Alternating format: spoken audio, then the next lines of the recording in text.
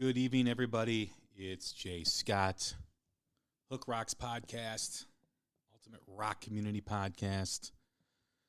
Hope you're doing well. As I always say, hope you're staying safe, staying healthy as we continue on with this crazy year.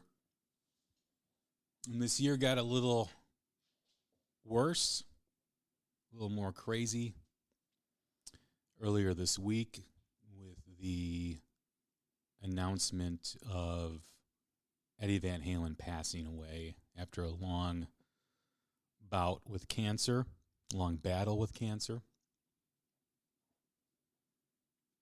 I had known about his struggle with cancer, I want to say about a year ago, maybe a little under a year, over a year. It's so hard to keep track of time in 2020 because there's really kind of no time markers, you know what I mean? Like in the summer, you go on vacation, and that's the summer. You know, you have birthday parties, and you connect with, time because of those references and those time markers that you have. So it was about a year ago. I have a friend that lives in LA and has a lot of connections inside the music business and inside the entertainment business. And he had told me about Eddie flying to Europe for special treatment for his cancer, searching for a cure, searching for ways to battle it. Obviously, he was going through chemo here, but he was trying to find alternative ways of getting rid of it. And I know there were articles, I think TMZ reported on him flying to Germany, and there were some details in that article and other articles too that I read. But I was told by my friend to prepare myself because it didn't look good. And I thought I had. Prepared myself for the coming news that he eventually was going to lose his battle. And Tuesday, I found out that I wasn't ready. I wasn't prepared. My son had come into where I was in the house, and he said, "Dad, Eddie Van Halen died." And I looked at him, I cocked my eyebrow, and I said to him, "You better not be joking about this." He's like, "I'm not. It's all over social media." So I went on my computer and I found the news. And I just kind of sat and stared at the ceiling, trying to process what was just announced, what had just happened earlier that day.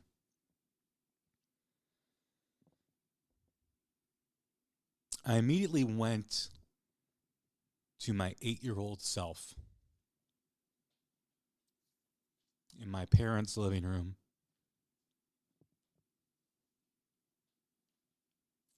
I was home from school one day, and I knew my brother had Van Halen 1, the debut album, in his room. And I had heard all his friends talk about it at the park, out in front of the house as we were doing whatever. And I was about 7 or 8 years old. It was either 82 or 83.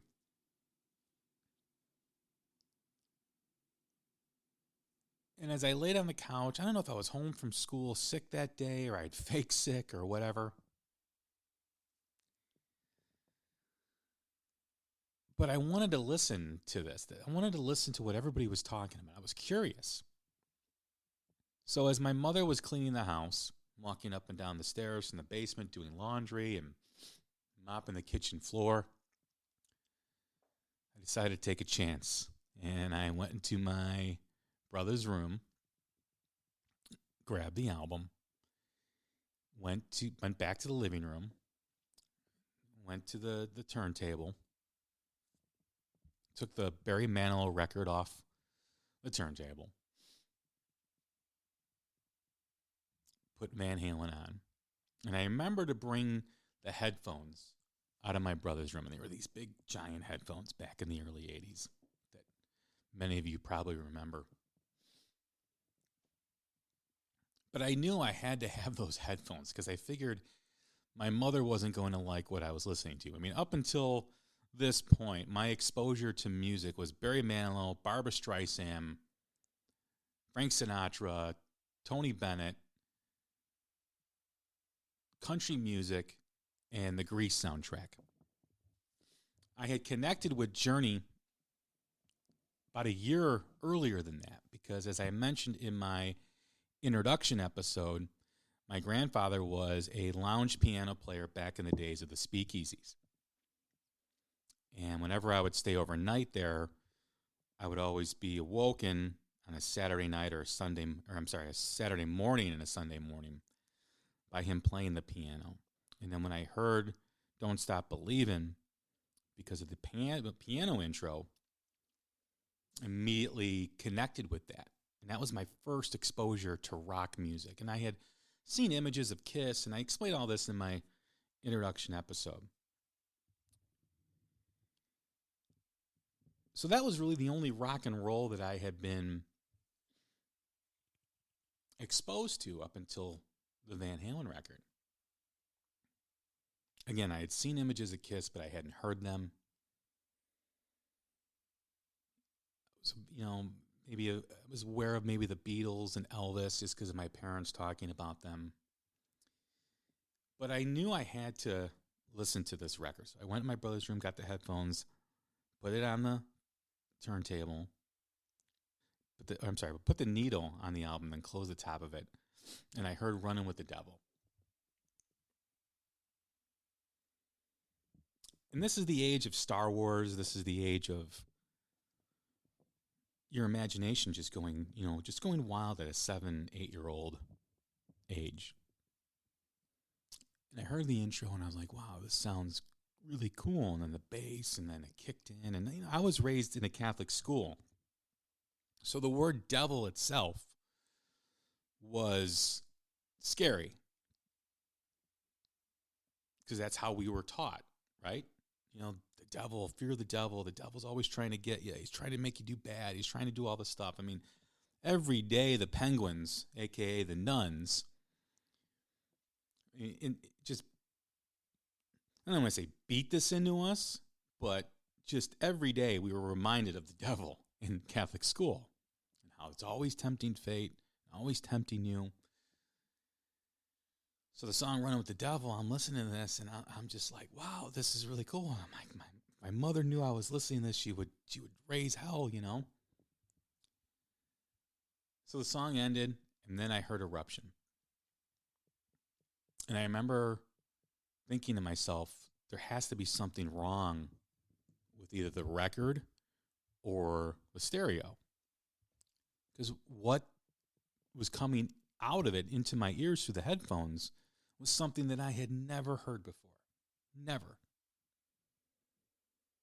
And I was trying to figure out what it was. I mean, was this a guitar? What was this? And after it ended, it going into You Really Got Me, and I got up, I opened up the turntable, I put it back on Eruption, I listened to it again. It was just amazing.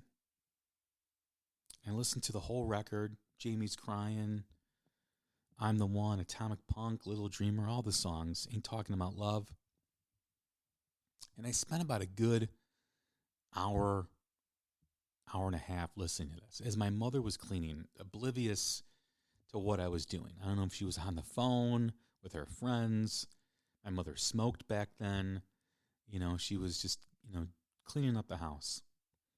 And I remember after I was done with it, because I didn't want to get caught, I put the album back in its sleeve, took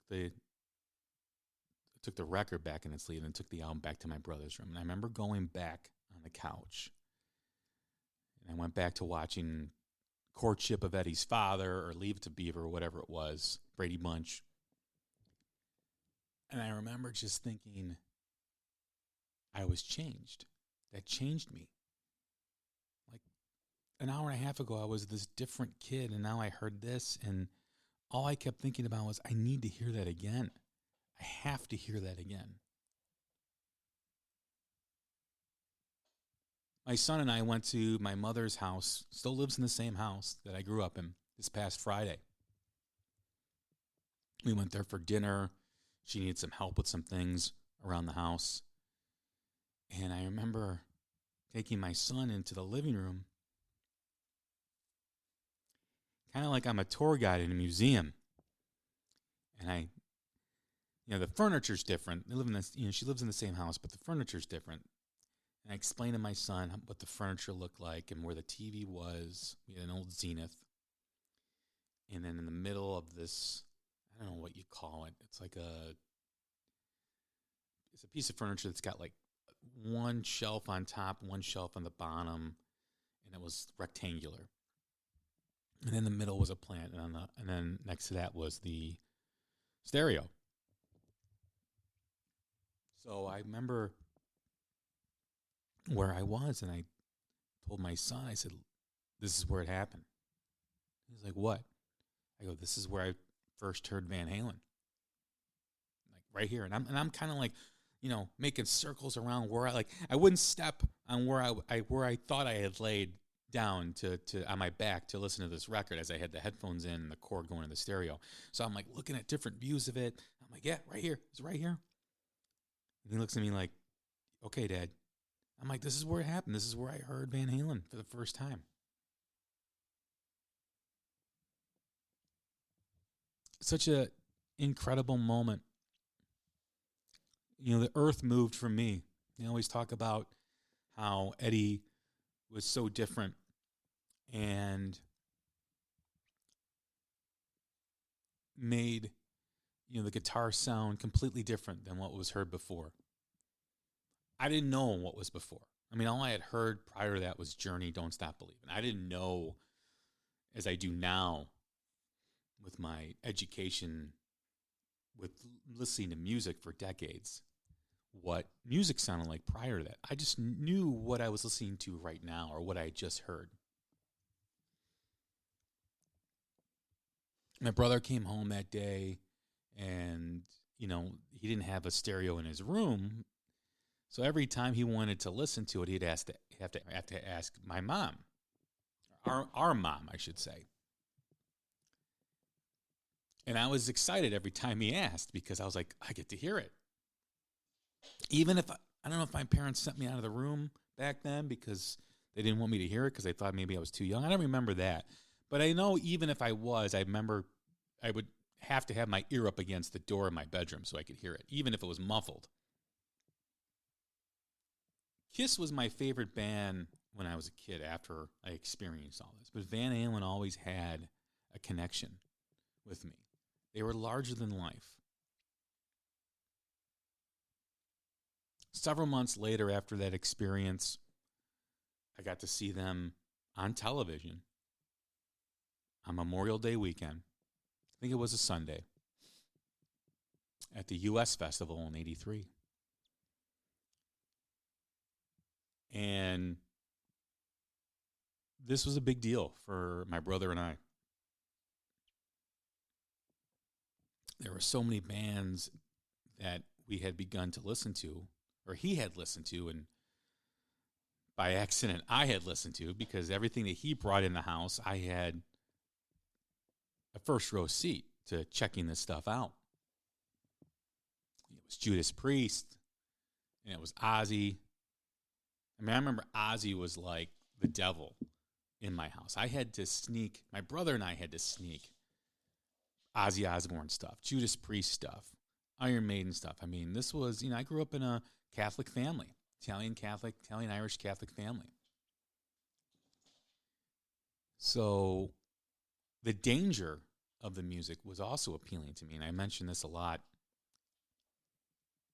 on the podcast in previous episodes about how the youth needs to sense that danger of rock music, which made things more attractive to me and my brother and my friends when I was growing up. But seeing this concert event with Motley Crue and Quiet Riot, Judas Priest, Ozzy, Triumph, Scorpions, and Van Halen. And I remember watching, and Van Halen took the stage, and it was just incredible. It was awesome. Seeing them perform. I still have trouble describing it because I was 8 years old, 83, which makes me believe why I think I was 7 when I had heard Van Halen, because there was some time before the U.S. festival. It was everything that I had imagined and more. And of course, when David Lee Roth came on stage with his assless chaps, my mother walked in right at that moment and was like, "What are you boys watching?" And we're just like, "Mom, it's Van Halen." And she sat down with us and she watched the rest of the show. And she let us watch it, which is really cool. And again, I was changed. I was different. Something had changed inside me. And I was on my path to rock and roll. That really solidified everything for me. Then came Kiss and Motley Crue, Twisted Sister, and Quiet Riot, and all those other bands. But that was jaw-dropping. It was an adventure watching that. And that's what Van Halen always seemed to connect with me, was the wonder and the journey and the adventure.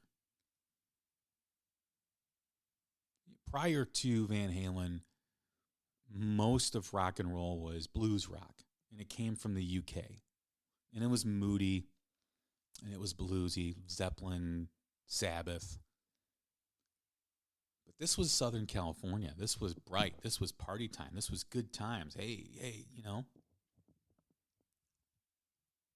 And for a while, and some may argue they still are, the greatest American rock band of all time. You know, it's rivaled by Aerosmith and Metallica. Some people may put Guns N' Roses in that category. But when you think about Van Halen, and you think about what it meant to the youth at that time, I mean, obviously they started in the late 70s with their first 2 albums, Women and Children first, then Fair Warning, Diver Down, 1984. But when you look at the impact when we were growing up, people my age, I'm 45, they were transcendent. They were bigger than just being a rock band. They were part of pop culture. I mean, look at all the movie references that you see and you've heard, and Fast Times at Ridgemont High, Jeff Spicoli. What was the thing before the credits ran? That Jeff Spicoli won all this money and was going to have a party on the beach, and Van Halen was going to play at it. You think about Bill and Ted's. You think about Better Off Dead. You think about Back to the Future, one of the biggest movies of that decade, with the Walkman and the headphones and Marty McFly, Wedding Singer. I mean, there's so many references within pop culture with Van Halen during that time and continue. I mean, Zombieland several years ago had a reference to it. You know, you think about even Wayne's World going back to the 90s and stuff, in other movies, sitcoms, and they were on Saturday Night Live, and you know, they were, you know, Eddie filled in the David Letterman show. They were bigger than just being a rock band. There were painters' caps. There were T-shirts. Kids walking around. They were, you know, at the arcade, Van Halen T-shirt. Remember the lion with the logo in the back? Painters' caps kids would wear. And then the video Jump. How that changed for rock and roll. You can argue that the video for Jump brought more mainstream music fans into rock and roll. It was a crossover hit. And I don't know if that was intended. I don't know if Eddie intended to do that, or the band intended to do that, but it gave validity to the music that I was listening to at a young age. I was 9 years old.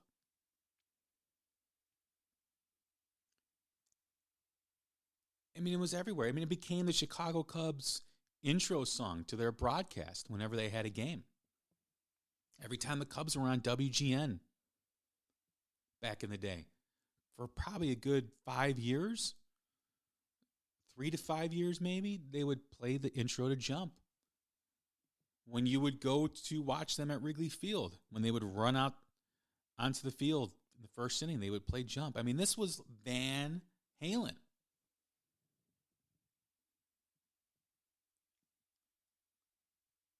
So when people compare them to other bands, I know we do this discussion a lot on my Twitter feed, the best debut album. And it's always Van Halen versus Guns N' Roses' Appetite for Destruction. And the couple times that we've had that discussion and done these polls on my Twitter feed, Guns N' Roses wins. However, when you match up the song for song, Van Halen, the majority of the Van Halen songs always win. And I'm not saying Appetite for Destruction is not a good album. It's a phenomenal record. It's one of the biggest albums of all time in rock and roll history. It's one of the biggest albums of the 80s.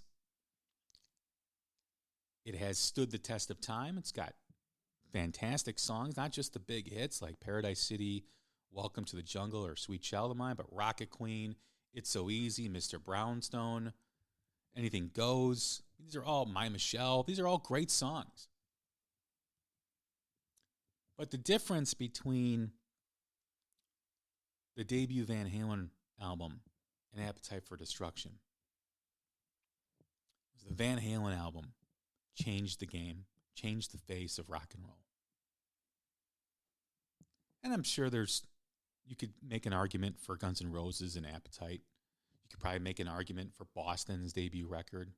You could make an argument for Zeppelin's album.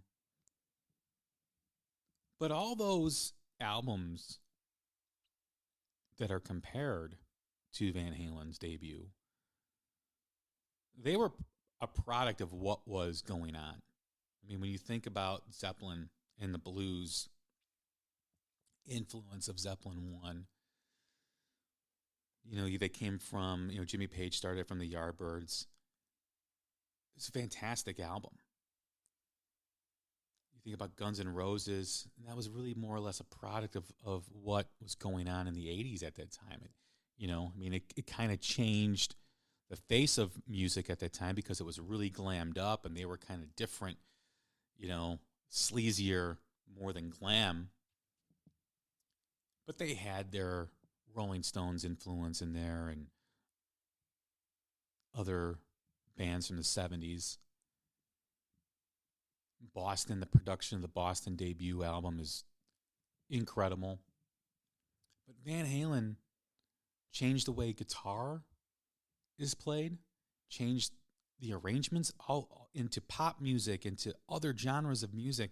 When you listen to that album, you listen to other songs, and you listen to the harmonies and the arrangement, a lot of that's from Van Halen. Listen to the guitar solos, the parts of the guitar solos. I mean, that was different. It was a game changer. And none of those debut albums, I would probably say the most comparable to game changing is probably Zeppelin.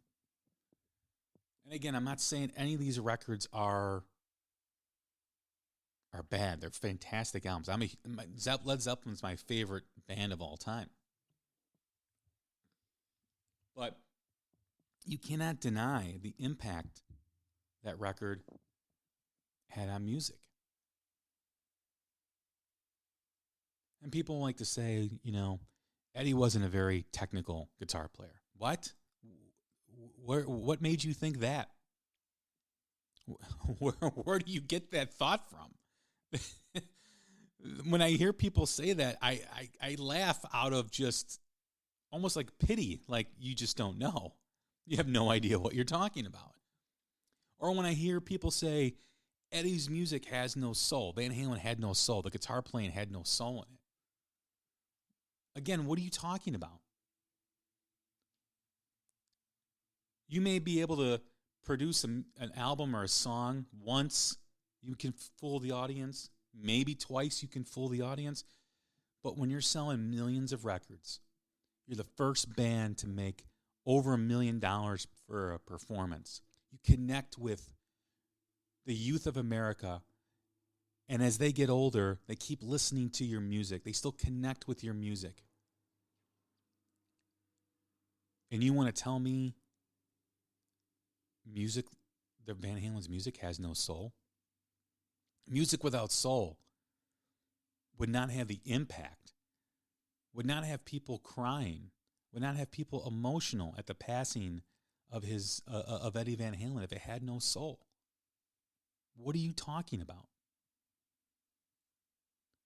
Now, you can just dismiss it as maybe you just didn't like it and didn't connect with you, but you can't deny the talent and the influence of Eddie Van Halen, of Van Halen. Doing so just makes you look like a fool. When David Lee Roth left the band, there was a lot of pushback, and there still is today. I mean, I see it on my Twitter feed. I mean, anytime Van Halen is discussed, they call it Dave Halen or Van Hagar. Just think about what transpired from 84 to 86, and probably a little bit before 84. Gene Simmons eloquently tells the story about how Eddie played the demo for Jump for Kiss as they were recording an album. And they asked, when are you going to put the lead guitar stuff in? Oh, that's it, he says, as Gene tells the story. Think about being what was considered the greatest guitar player during that time, and then wanting to record songs with a synthesizer without a lead. It started with Diver Down, Dancing in the Streets had some synthesizer elements to it. You could even hear some of the stuff, and I think, and The Cradle Will Rock had some synthesizer or some sort of organ in the intro of that. I could be wrong. Please let me know if I'm wrong, but I've heard that. And then you change singers when you're the biggest rock band. You have one of the biggest albums of the decade so far in 1984. And you bring in Sammy Hagar, who had a successful solo career and was in the band Montrose. You still call yourself Van Halen. And you record 5150, and that album becomes number one. Now, people always want to blame Sammy Hagar for ruining Van Halen. But Eddie wanted to go in this direction. And maybe that was the final nail in the coffin between him and David Lee Roth, because I don't think Roth really wanted to go in that direction. Or not as much as Eddie wanted to. And maybe Eddie thought with where he was going, he envisioned a different singer. No one will know. Maybe someday we will, what exactly went down and what was the reason. I mean, there was always tension between David and the Van Halen brothers. Greg Renoff's book, Van Halen Rising, makes reference that they never even liked each other from the very beginning. If you watch Joe Rogan's interview with David Lee Roth, Roth admits it. It was from the tension was there from the beginning. But Eddie wanted to go in that direction, and Sammy came in. And I like the Sammy Hagar era. I've always liked the Dave era better because that's what my first connection was with the band. My first experience. So, of course, anything that you connect with first and enjoy first is always going to be your favorite. But I loved those albums. 5150, OU812, For Unlawful Carnal Knowledge, and Balance. I know some people don't. It's a very polarizing issue, but I don't have a problem with it. I've always enjoyed both, listening to both. Great songs. The songwriting was different in both periods, but they were both great. But throughout my childhood into my teens, Van Halen was a huge presence. And even during the era of, people like to say hair metal or glam metal, Van Halen never followed a trend. Van Halen was kind of always above it all. You know what I mean? Like, no matter how high the hair was teased and what some of these bands were wearing and how much makeup they were putting on, Van Halen never did that. Van Halen was just the party man. Every party you went to in junior high, high school, and beyond, at some point in the evening, Van Halen would always be played.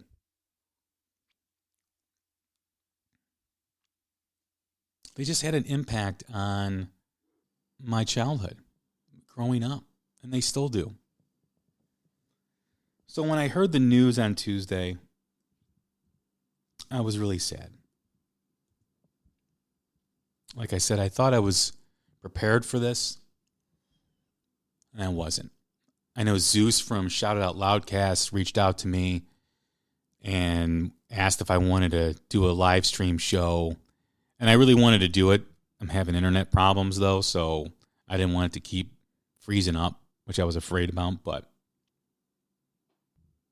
I'm sure I'll do something further on down the line with some guests and some discussion about the greatness that is Eddie Van Halen. I think a lot of people were sad too, who are my age, maybe a little older, maybe a little younger, because whenever we lose someone that had an effect on our youth, it reminds us of our own mortality. Eddie was 20 years older than me. When you're a kid growing up and you're listening to rock music and you're buying records and you're living your life, you don't think about death. You think you're indestructible. And as you get older, you see more and more of your sports heroes, your music heroes move on to the other side. You know, whether it's Lemmy, David Bowie, Prince, Tom Petty, Neil Peart, who passed away earlier this year, and now Eddie. It gives you that perspective that nothing lasts forever. Life will end for everybody. And as someone who's approaching 50, it does have an impact with how you think and how you feel. I know some people have said, I feel like my childhood died. I don't think that way. Because I'll always have his music to enjoy, to live on through all of us playing his music. I mean, that's something that's so great that when you do pass and you do move on, you've given the gift of your music that has resonated and connected with so many people that, in a way, you never die. 20 years from now, 50 years from now, 100 years from now, will still have the music of Van Halen. You know, my son, who's 15, who told me, broke the news to me, throughout that day, Tuesday, he was blaring Van Halen from his bedroom. I've had an influence on that and the music that he listens to. And then when he has children or when he gets married and has young kids, he'll expose them to Van Halen. And it'll just keep moving down the road. It'll just keep happening. His music will always exist for people to enjoy, to be wowed, to give them the sense of wonder like I had when I was 7 or 8 years old. I hope we all use his music to ease the pain that we're all feeling. I hope that we all continue to enjoy his music. And I know some people are sad. I'm sad. Use his music to help heal. Because that's what it's there for. It's there for you to find an escape, to heal the wounds that you have because of his death. I don't know what the future holds in terms of reissues of music or maybe music that was never released. I don't know. I hope that there's something at some point. Because a band like Van Halen the fans deserve to have as much from the Van Halen vaults as we can get. Because the music is so important to so many people. The legacy is important to so many people. And I hope there is a way for all that to come out. I know there'll be a memorial here in a couple of weeks. I think I read where he's being cremated. I don't know what that experience is going to be like. I'm looking forward to seeing what all that entails. I'm looking forward to that celebration. And I know a lot of people have made a reference of who Eddie's jamming with up in heaven. And I know people have mentioned Neil and other artists. But I have a feeling he's jamming with his dad. Because family was so important to him. His son Wolfie was in the band, as we all know. And for those that think that he was just in the band because he was Eddie's son, I don't know Eddie personally. But I'd like to think that I know that he wouldn't put someone on stage who couldn't play. He's not going to do that.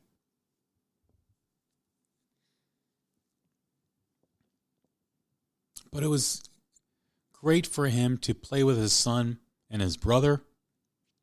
I know a lot of people wanted to have Michael Anthony in the band. I was one of those people. But you can't deny what it must have felt like for him to look across the stage and see his son, and look behind him and see his brother, and know that he came to America with nothing. He couldn't speak English. His family was very poor. I hope in the end that gave him peace.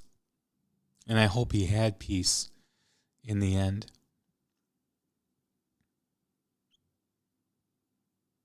Well, everybody, it's time to wrap up here. But I hope you all enjoyed my thoughts and my tribute to one of the greatest musicians of all time. Probably the greatest guitar player in my lifetime.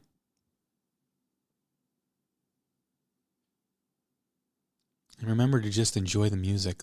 Have him live on through the music.